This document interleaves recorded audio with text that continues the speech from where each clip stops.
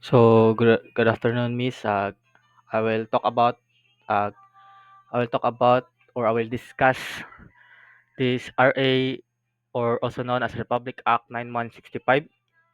This act talks about balancing justice and enforcement, and also rehabilitation. Uh, this act, also known as the Comprehensive Dangerous Act of 2002.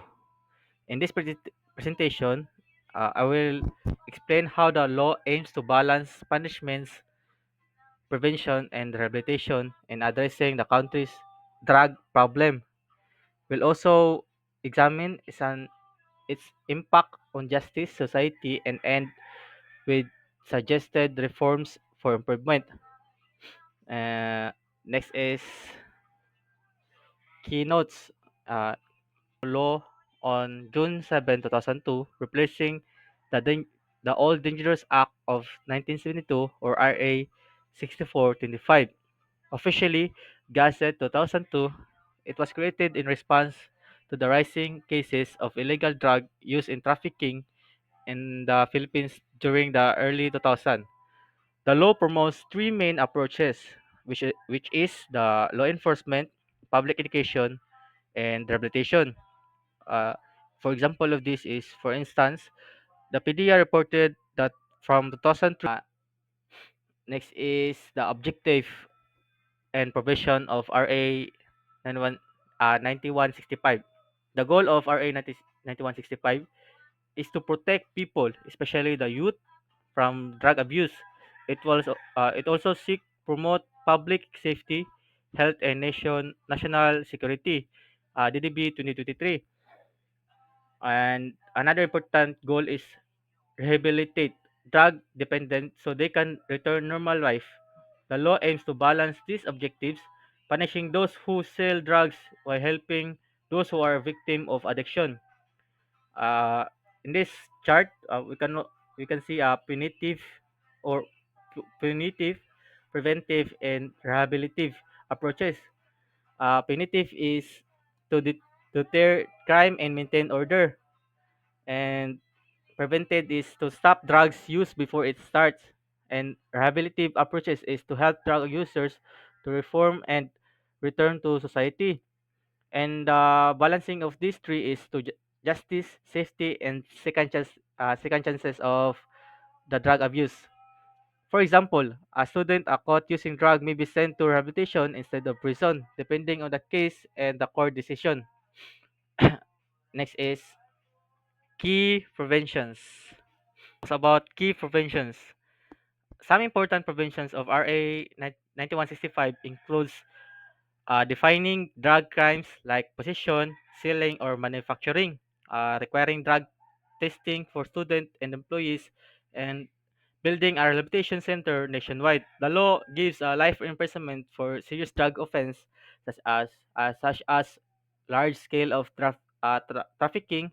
However, it also allows voluntary surrender for users who want to undergo rehabilitation instead of punishment. So, it's also a key function of this is crime, penalty, and rehabilitation. These three is the important things of these key preventions. Next, courts of very congested. Many cases are even dismissed because of technical issues, especially the in evidence handling. This slow down justice and burdens our judicial system. For example, a drug case can take years to finish due to missing documents or mishandled evidence. uh, it also surged in drug-related cases, court congestions, many cases dismissed due to procedural error. And we can see in the chart, in the past few months or years, chain of custody. And chain of custody, RA 10, 10640, to fix evidence problem. RA 10640 amended RA 9165 by clarifying the chain of custody rule. This rule makes sure that seized drugs are properly recorded, photographed, and witnessed before being presented in the court. And it requires the presence of the three witnesses DOG representative, a media representative, and the accused representative.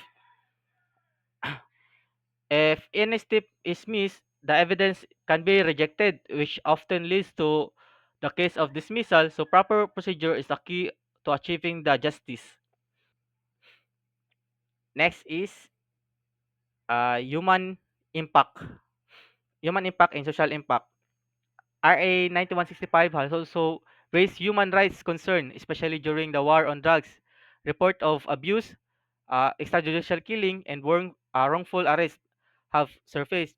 Many victims came from poor communities who lack access to legal help, overcrowded jails, and social stigma against drug dependence are also major issues. This shows that the challenges of enforcing the law while still protecting the human dignity. Evaluation of RA 9165. After more than 20 years, RA 90, RA 9165 has achieved progress but still face a big challenges. Law enforcement is strong, but rehabilitation and prevention remains weak. Courts are still overloaded, and the chain of custody issues continue. Additionally, digital tracking, body cameras, and data system can ensure evidence is handled properly. Regular training for law enforcer is also necessary to make prevent mistakes. This form will make drug cases faster and fairer, avoiding wrongful dismissal. Example for this is with a digital tracking system, every moment of evidence can be recorded and monitored in a real time, reducing tampering or loss. Next is preventive education. Lastly, prevention is always better than cure. The government should integrate drug education in school and promote awareness campaign for youth. Programs that teach values, health, and life skills can protect young people from drug influence. Involving parents, teachers, and communities can build a strong defense of against drug use. As example, some schools already hold a drug awareness week. This can be expanded nationwide. So to help people or young to avoid drug. Next, conclusion sources. In conclusion, RA 9165 plays a vital role in fighting legal drug, but it remain fair, balanced, and human. True justice means not only punishing crimes but also helping people change. By strengthening rehabilitation and improving law enforcement and promoting education, we can build a safer and more compassionate Philippines. That's all, Miss. Thank you.